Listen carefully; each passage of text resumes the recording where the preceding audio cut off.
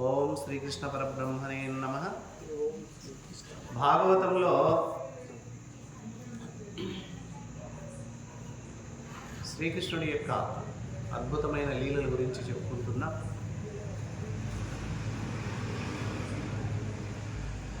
కృష్ణుడు శ్రీ మహావిష్ణువే.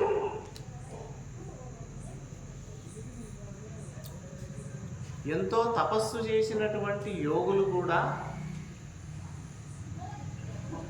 ఆ పరమ పురుషుని పాదధూళిని తాకాలని ఉవ్విళ్ళూరుతారు. దొరకదంట అవకాశం. మరి అంతటి మహాత్ముడు మహిమాన్వితుడైనటువంటి ఆ శ్రీ మహావిష్ణు అంశ అయినటువంటి కృష్ణుడితో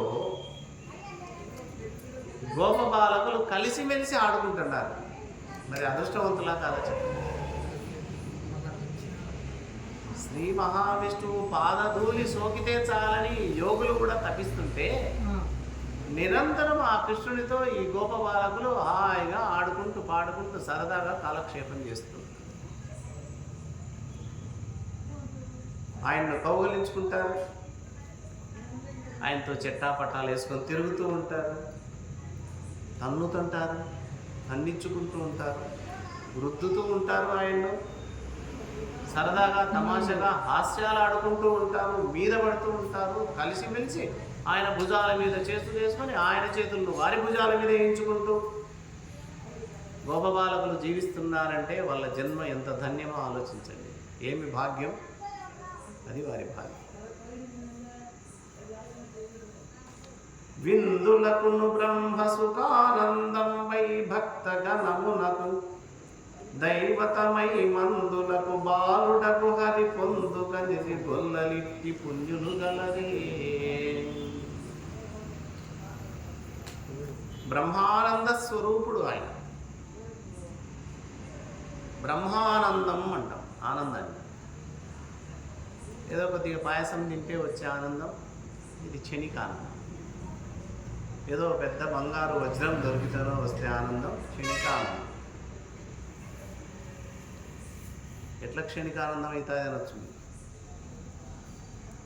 లక్షల విలువ చేసే వజ్రం దొరికితే పెద్ద ఆనందం కదా అనుకోవచ్చు. కాదు. ఒక వ్యక్తికి వజ్రం దొరికిందట.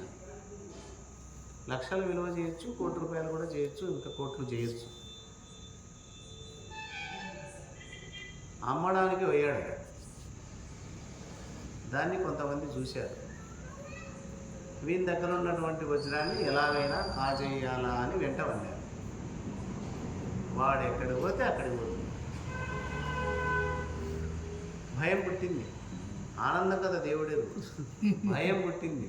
ఏం చేస్తారు అని చేస్తారు వాళ్ళు, చేయడానికి వచ్చినారు. వీడిని చంపైనా సరే ఈ వజ్రాన్ని తీసుకొని మనం సుఖం అనుభవించాలని వాళ్ళు. అమ్ముకొని సుఖపడదామంటే ఇదొక రోగం వచ్చేది, భయం అనే రోగం. ఎక్కడికి పోయినా దిక్కు తెలియక లాస్ట్కు తిరుమలకి వెళ్ళాడు ఆయన. వాళ్ళు వెనకంబడి మారువేషాలతో వెళ్తున్నారు.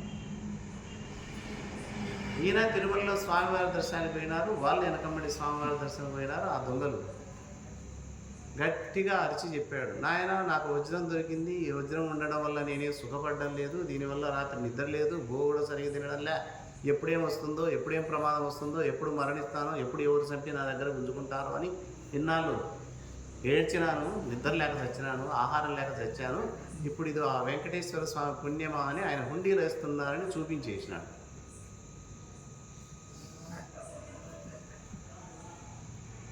దొంగలు లేరు, ఎవరు లేరు. ఇంటికి వచ్చి హాయిగా తిని విశ్రాంతి తీసుకున్నాడు.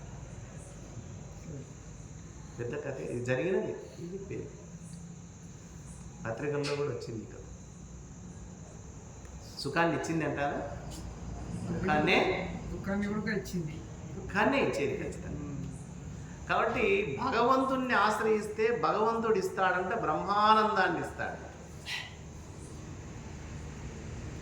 యోగులు కోరేది ఈ సుఖాలు కాదు కోరుకునేది, వాళ్ళు ఆ బ్రహ్మానంద స్వరూపాన్ని కోరుకుంటారు. భక్తులు నిరంతరం ఆరాధించేటటువంటి ఆరాధ్య దైవం కృష్ణ పరమాత్మ. యోగులకు బ్రహ్మానంద స్వరూపాన్ని ఇచ్చేవాడు, భక్తులకు ఆరాధ్యమైనటువంటి వాడు ఆ శ్రీకృష్ణ పరమాత్మ చిన్న బాలుని వలె కనిపిస్తున్నాడు. వీళ్ళంతా ఆడుకుంటున్నారు. ఎవరు ఏ విధంగా కోరుకుంటే ఆ విధంగా అనుగ్రహాన్ని ఇచ్చేది పరమాత్మ. స్నేహంగా కోరుకుంటే స్నేహాన్ని ఇస్తాడు, బంధువుగా కోరుకుంటే బంధువు అవుతాడు, ఆరాధ్య దైవంగా కోరుకుంటే ఆరాధ్య దైవంగా మారుతాడు, బ్రహ్మానందమే కోరుకుంటే బ్రహ్మానందంగా పరిణమిస్తాడు. ఇది భగవంతుని యొక్క లక్షణం. మరి గోపబాలకులు ఎంతటి పుణ్యాత్ములో కదా, నిరంతరం 24 గంటలు కృష్ణుడితో కలిసి పడుకోవడం, కృష్ణుడితో కలిసి తినడం, కృష్ణుడితో కలిసి ఆడుకోవడం, ఆయనతో హాస్యోక్తురాడు. ఎంత అదృష్టవంతులు! ఇలాంటి అదృష్టవంతులు భూమి మీద ఎవరుంటారు అని ఈ కథ చెప్తే మహర్షికి సందేహం కలిగి చెప్తున్నాడు. అమరులమృత పానంబున అమరిన వారయ్యుని నిశాటుని పంచత్వమునకు నిదుళ్ళు సూతురు తము నమ్మక అట్టి అగుడు దర్పోద్ధతుడై. ఇలా ఆనందంగా పరవశించి బాలకులంతా ఆడుకుంటున్నటువంటి సమయంలో కొంతకాలానికి ఒక రాక్షసుడు వచ్చాడట. చూడు ఏం ఆటంకాలు కృష్ణుడు. వాడి పేరు అఘాసురుడు. రాక్షసుడి పేరు అఘాసురుడు. అమృతము తాగి మాకు మరణం లేదులే అని గుండె మీద చెయ్యి పెట్టుకొని నిద్రపోయే దేవతలు సైతం వీడి పేరు వింటే భయం హడలైపోతారు. అట్లాంటి అరివీర భయంకరుడు ఎవరు? అఘాసురుడు అనేటటువంటి రాక్షసుడు. వీడెవడు? బకాసురుని యొక్క తమ్ముడు. పోయిన కథలో చెప్పుకున్నాం, శ్రీకృష్ణుడు బకాసురుణ్ణి కొంగ రూపంలో వచ్చినటువంటి వాడిని సంహరించాడు కదా. ఆ బకాసురుని యొక్క తమ్ముడు వీడు. మా అన్నను చంపింది చిన్ని కృష్ణుడే కదా, ప్రతీకారం తీర్చుకోవాలి నేను ఖచ్చితంగా. కృష్ణుడినే కాదు, కృష్ణునితో పాటు ఉన్న వాళ్ళన్న బలరాముణ్ణి ఇద్దరును చంపి నా పగ చల్లార్చుకుంటానని వచ్చాడట. ఎవరు? ఈ అఘాసురుడు. చాలా గర్వంతో ఉన్నాడు, చాలా రోషంతో ఉన్నాడు, రెచ్చిపోయి ఉన్నాడు. మరి వీడు కూడా ఆ కంసుని యొక్క సేవకుడే. వీళ్ళందరినీ పంపిస్తున్నది ఎవరో కాదు, కంసుడే. వానికి భయం.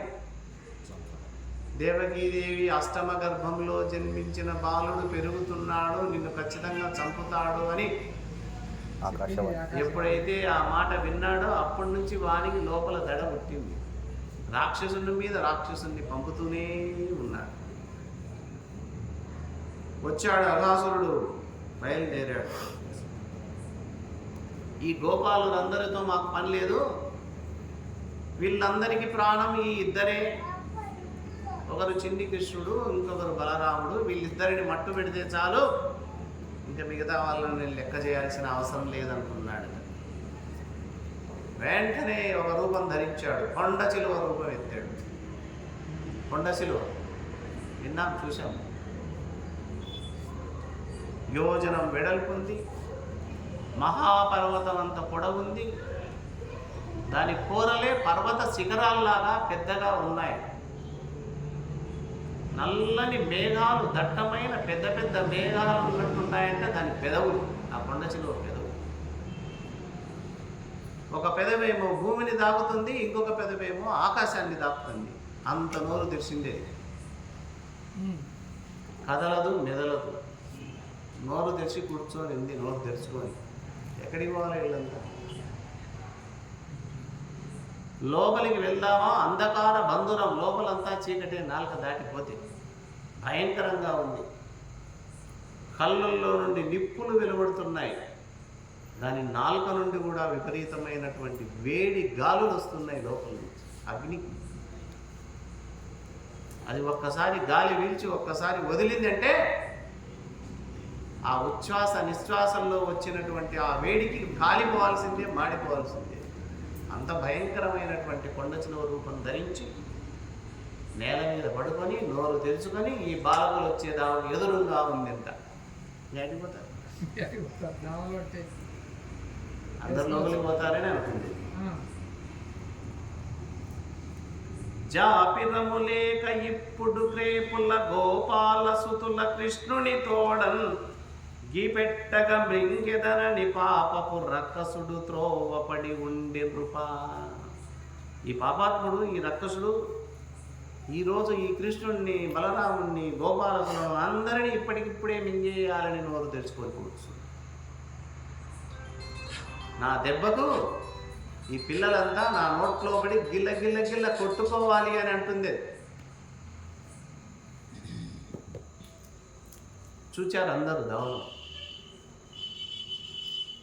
ఎదురుగా కనపడుతుంది అంత పెద్ద పర్వతం, అంత ఆకారం. అదిగో అక్కడ ఒక కొండ చిలువ పడుకొని ఉంది. ఎంత పెద్ద శరీరం దీనిది, దాని నోరు ఎంత పెద్దగా ఉంది. అది నోరు తెరుచుకుంటే పెద్ద గుహలాగా ఉంది. అంతేకాదు అది బుసలు కొడుతూ ఉన్నదే. ఇంత దూరం ఉన్న వీళ్ళకు కూడా ఆ బుస వినపడుతుంది. అంతేకాదు దాని నాలుక నుండి దారుణమైన దావాగ్ని జ్వాలలు ప్రజ్వరిల్లుతున్నాయి. జ్వాలలు ఎంత భయంకరంగా ఇది పడుకొని ఉంది అని ఒకరొకరు చెప్పుకొని చూపించుకున్నారు. దాన్ని చూడరా చూడరా చూడరా అని చూపించు. బకుని చంపిన కృష్ణుడుండ, మళ్ళా చూడు ధైర్యం ఎట్టొస్తుంది వాళ్ళు పిల్లలు. బకుని చంపిన కృష్ణుడుండ మనకు పామంచు చింతింపనేటికి. అంత పెద్ద బకాసుని చంపిన కృష్ణుడు మన పక్కన ఉండారా, దీనికి ఎందుకు భయపడాలి మనం అని వాడు అంటాడు. రా పోదము దాటి కాకయది కౌటిల్యంబుతో మృంగుడు బపు వెంటంచను కృష్ణు చేతననుచున్ పద్మాక్షు వీక్షించి ఉత్సుకులై చేతులు రేషుకుంచు నగుచున్ దుర్వారులైపోవగం. బకాసురుని చంపిన కృష్ణుడు మన వెంట ఉన్నాడు, దీనికేందిరా మనం భయపడేది. ఈ పాములు గీములు ఏం చేయరు, ఏం భయం లేదు, పండి లోపలికి పోదామని. కాదు అని ఇది వంకర బుద్ధితో మరణ అది మింగిందే పొరపాటున. వాడు బకాసురుడు ఎట్లా చచ్చిపోయినాడో వీడు కూడా అట్లా చచ్చిపోతాడు, కృష్ణుడు చంపుతాడు, ఏం భయపడని అవసరం పని లేదు మనకు అని కృష్ణుడిని చూస్తూ ఈ గోపబాలకులందరూ చేతులు పట్టుకొని ఏమాత్రం భయం లేకుండా, బెదురు లేకుండా, ఏ వణుకు లేకోకుండా నవ్వుతూ సరదాగా మాకేమవుతుంది ఇది అని చెప్పి లోపలికి జరగదు. దాని నోట్లో పోతున్నా మొత్తం దారంతా తెచ్చుకుంది, ఇంకాడిపోతాం. కృష్ణుడు చూశాడు వీళ్ళని. ఆహా ఏమి ధైర్యం, వీళ్ళ ధైర్యం, ఈ గోపబాలకుల ధైర్యం ఎక్కడి నుంచి వచ్చింది, నన్ను చూసి. అంటే నా మీద ఎంత భారం వేశారు, నా మీద నమ్మకం ఉంచారు. నేనున్నాననే ధైర్యంతో పర్వతాకారమంతా ఆ కొండ చిలువ నోట్లో దూరడానికి కూడా సాహసం చేస్తున్నారంటే గోపబాలకులు నన్ను ఎంత నమ్ముకున్నారు. నమ్ముకున్న వాళ్ళను ఒమ్ము చేయకూడదు కదా, ఇది సత్యం. భగవంతుని అట్లా నమ్మాల. నమ్మకం ఉంటేనే ఉంటుంది. ఉన్నాడో లేదో, అవుతుందో లేదో అంటే అది అట్లే ఉంటుంది. ఈ గోపబాలకులు ఎంత ధైర్యం చేశారు చూడండి. అప్పుడు అనుకున్నాట, ఏమిటి వీళ్ళ మొండి ధైర్యం, సరే వీళ్ళని రక్షించాల్సిన బాధ్యత నాదే, ఎందుకంటే నా మీదనే వాళ్ళు భారం వేశారు. నన్ను నమ్ముకునే ధైర్యంగా ముందుకు పోతున్నారు, రక్షించాలి అనుకున్నాడు. చూశాడు ఒక్కసారి, ఓహో రాక్షసుడి పన్నినటువంటి అన్నాగం ఇది. కోపం వచ్చింది కృష్ణ పరమాత్మ. సరే ముందు పోతున్నారు కదా, వెనకంబడి పోతా అని వాళ్ళ వెంట ఈయన కూడా వెళ్ళాడు కృష్ణుడు. విష్ణువు అంటే వెన్నుడు, అంటే వెన్నంటి ఉండేవాడు కాబట్టి విష్ణువు అని పేరు ఆయన. మన వెన్నంటే ఉంటాడు. అందరూ పామునోట్లో ప్రవేశించారు కృష్ణునితో సహా. వీళ్ళతో పాటు ఆ లేగదూడలు కూడా దాంట్లో ప్రవేశిస్తున్నాయి. ఇంకా దారి ఉండేది ఒకటే దారి, దారి మొత్తం అది ఆక్రమించేసి ఒక్కసారి నోట్లో దూడతానే అప్ అని మూసేసినాడు. ఎవడు? ఆ రాక్షసుడు. పెదవులు రెండు మూసేసాడు. ఇంకా కానీ అంతే అంతే మూసేసిన అంతే అర్థమైంది మనకు కూడా. ప్రళయకాలంలో భగ్గున మండేటటువంటి భయంకరమైనటువంటి అగ్ని జ్వాలలలాగా మంటలు మండుతుంది లోపల నాలుక. పిల్లలంతా లోపల ఉండాలి. నోట్లోకి లాక్కుని ఒక్కసారి అట్లా గుటక్కిన మింగేశాడట వాడు. దేవతలు చూస్తున్నారు ఈ దృశ్యాన్ని. అయ్యో ఇంకేం ఉంది నాయన, ఈ గోపబాలకుల పని అయిపోయింది, ఇంకా మృంగేశాడు ఈ అఘాసురుడు. భయపడిపోయారట. చూస్తున్న దేవతలు భయపడ్డారేమో కానీ నోట్లో ప్రవేశించిన గోపబాలకులు మాత్రం భయం లేకుండా ఉన్నారంట లోపల. ఎందుకంటే వెనకనే ఉండే కృష్ణుడు, మా వెనకనే ఉన్నాడు కదా కృష్ణుడు. ఆయన మింగితే మమ్మల్ని మింగుతుంది, మేము బతుకుతే ఆయన బతుకుతాడు, ఆయన బతుకుతే మేము బతుకుతాం. ఆ ధైర్యం వాళ్ళలో చెప్పు చెదరు. అప్పుడు శారీరకంగా చిన్న వాళ్ళు, ఎంత పిల్లలు బలవంతులు కాదు,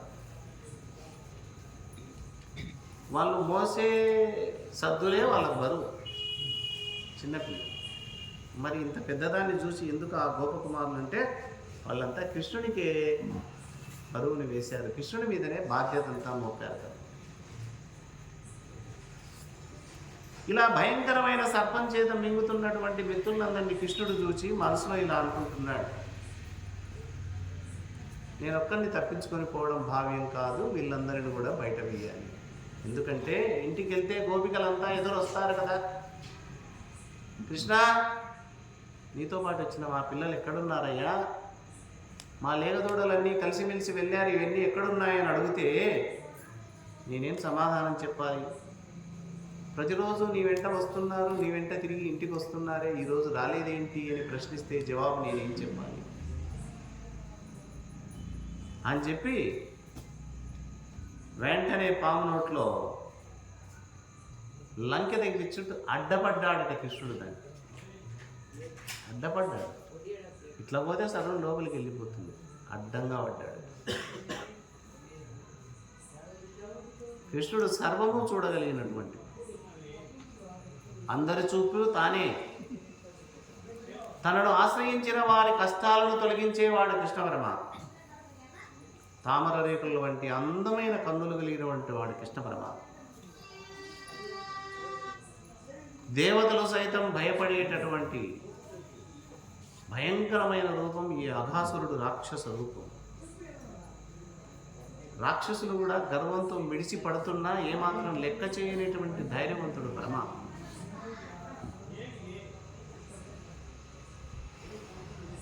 మింగినటువంటి ఈ కొండ చిలువ ఈ గోపబాలకులందరినీ నవలాలి, ఉక్కిరి బిక్కిరి చేయాలని అలా అలా చప్పరించడానికి నోరు తెసి ఒత్తుతుందంట. కృష్ణుడు వెంటనే కంఠము ద్వారా కంఠద్వారం చేరుకున్నాడు. గొంతులో, కంఠంలో ఉన్నటువంటి శరీరాన్ని పెంచుతున్నాడు బాలుడు కృష్ణుడు. అనోరణీయం మహతో మహీయం, సూక్ష్మాతి సూక్ష్మంగా మారగలడు, మహత్తు కంటే మహత్తుగా మార్పు చెందగలడు కృష్ణ పరమాత్మ. దాని గొంతు ఎంత ఉంటుంది, ఉంటే ఉండనిలే, ఎంత పెద్దది అయితే. దాన్ని మించినటువంటి భయంకరమైనటువంటి మహారూపాన్ని కృష్ణుడు పెంచుకుంటున్నాడు. లోపల శరీరాన్ని పెంచాడు. పెంచేసరికి దిమ్మస కొట్టినట్లు అక్కడే నిలబడిపోయినాడు. లోపలికి లేదు, బయటికి లేదు, గొంతులో అడ్డపడినాడు. చిన్నది ఏదన్నా గొంతులో అడ్డపడితే తట్టుకోలేమే, మనం నీళ్ళు మింగి మింగి అల్లాడతాం. అది లోపల పోవడం రావాలా, వస్తే బయట. అది పరిస్థితి, వాడి పరిస్థితి, కొండచిలువ ఆ రాక్షసుడి పరిస్థితి. చివరకు ఊపిరి పీల్చుకోవడానికి కూడా అవకాశం లేని విధంగా పెంచాడు శరీరాన్ని కృష్ణుడు. లోపల ఊపిరి ఆడలే పాము, కొండచిలువ. లోపల చేరిన గాలి బయటికి రావాలి, బయట ఉన్న గాలి లోపలికి పోవాలి, అప్పుడే బ్రతుకు. లోపలికి గాలి వెళ్ళి బయటికి రాకపోయేసరికి కడుపు అంతా ఉబ్బరమెత్తి ఉబ్బిపోయిందట దాని కడుపు. ప్రాణవాయువులు లోపల తుకతుకలాడుతున్నాయట. వెంటనే దాని యొక్క ఒకవైపు భాగంగా చీల్చుకొని, శరీరాన్ని చీల్చుకుంటూ శ్రీకృష్ణుడు బయటకు వచ్చి ఆ దారి వెంట గోపబాలకులు, లేగదూడలన్నీ బయటపడ్డాయి. ఇంకేం మిగులుతుంది? ఎప్పుడైతే చీల్చేసినాడో దాని భాగాన్ని, దాని శరీరం అంతా బ్రద్దలైపోయి ప్రాణవాయువులు బయటకు వస్తున్నప్పుడు పెద్ద శబ్దం వచ్చిందట ఆ కొండ చిలువ నుండి. అందరూ చూస్తున్నారు, బయట ఉన్న వాళ్ళు, దేవతలు వాళ్ళంతా. కృష్ణుని యొక్క కరుణామృత రసము చేత పాము నోట్లోంచి ముందు తాను, తనతో పాటు గోపబాలకులు, వారితో పాటు లేగ దూడలన్నీ బయటికి వస్తుంటే ఎలా ఉందట ఆ దృశ్యం. నక్షత్రాలు చంద్రుడు కనపడకోకుండా మేఘాలు అడ్డపడతాయి. మేఘాల చిక్కు వదిలితే మళ్ళీ మిలమిల నక్షత్రాలు ఎలా మెరుస్తాయో, చంద్రుడు ఎంత అందంగా ప్రకాశిస్తాడో అలా కృష్ణుడు, లేగదూడలు, గోపబాలకులు ప్రకాశిస్తున్నారట బయట నుంచి. బలిచక్రవర్తిని పాతాళానికి పంపడానికి ఆయన ఎత్తినటువంటి రూపం ఏమింది? పరాక్రమం, బ్రహ్మాండమైనటువంటి వామనావతారం ఎత్తాడు. ఇక్కడ కూడా అలాంటిదే ఈ అవతారం. బకాసురుని చంపడానికి దేహాన్ని ఆ విధంగా పెంచినాడు అన్నాడు. ఆ పెనుబాముమేనొక అద్భుతమైన వెలుంగు దిక్తటోద్దీపకమై వడిన్వెడలి దేవ పదమున తేజరిల్లుచున్ రేపులు బాలురున్ బెదర కృష్ణుని దేహము వచ్చి చొచ్చే ఆ పాపడు సొచ్చి ప్రాణముల వాచిన అంతన శుద్ధ సత్వమై. ఆ మహాశరీరం నుండి, ఆ కొండ చిలువ శరీరం నుండి దిక్కులంతా వెలిగిపోయేటటువంటి అద్భుతమైన దేదీప్యమానమైనటువంటి ఒక వెలుగు వచ్చింది. వేగంగా వెలువడి ఆకాశంలో వెలుగుతూ వచ్చి కృష్ణుని శరీరంలో ప్రవేశిస్తుంది. అందరూ చూస్తుంది. అంటే ఆ కొండ చిలువలో ఉన్నటువంటి ఆ దివ్య తేజస్సు కృష్ణునిలో కలిసిపోతుంది. అంటే దాని జన్మ ధన్యం, దానికి మోక్షాన్ని ఇచ్చాడు. కృష్ణుని చేతిలో కొండ చిలువ అఘాసురుడు మరణించాడంటే అఘాసురుడికి ఏమొచ్చింది? మోక్షం వచ్చింది. అందుకే చస్తే భగవంతుని చేతిలోనే చావాలంటారు చాలా. పెద్ద పెద్ద రాక్షసులు మరణాన్ని కోరుకున్నారు, కానీ ఏం కోరుకున్నారు? పరమాత్మ నీ చేతిలో, నీ ద్వారా మరణం ప్రాప్తిస్తే అంతకంటే మాకేం కావాలని కోరుకున్నారు. తదాస్తు అన్నాడు, వాళ్ళ కళాన్ని ఇచ్చేసాడు. ఇక్కడ కూడా అఘాసురుడు ఎంత పుణ్యాత్ముడు. ఆయన చేతిలో మరణించడం, ఆయనలోనే ప్రవేశించడం, ఆయనలో కలిసిపోవడం జరిగింది. శ్రీహరి రూపాన్ని ఒక్కసారైనా మనం మనసులో నిలుపుకుంటే ఎంతటి పాపాత్ముడైనా సరే శ్రీహరి తనలోనికి స్వీకరిస్తాడట. అంతటి కరుణా సముద్రుడు పరమాత్మ. తననే మింగినటువంటి రాక్షసుని చంపి తనలోకే ఐక్యం చేసుకున్నటువంటి, కలుపుకున్నటువంటి మహాత్ముడు పరమాత్మ. వెంటనే దేవతలంతా పూల వర్షం కురిపించారు. బ్రహ్మ మొదలైనటువంటి అప్సరతలంతా నాట్యం చేశారు. గంధర్వులు అద్భుతంగా గానం చేశారు. మేఘాల నుండి మృదంగ నాద్యాలు, మృదంగ శబ్దాలు వినిపించాయి.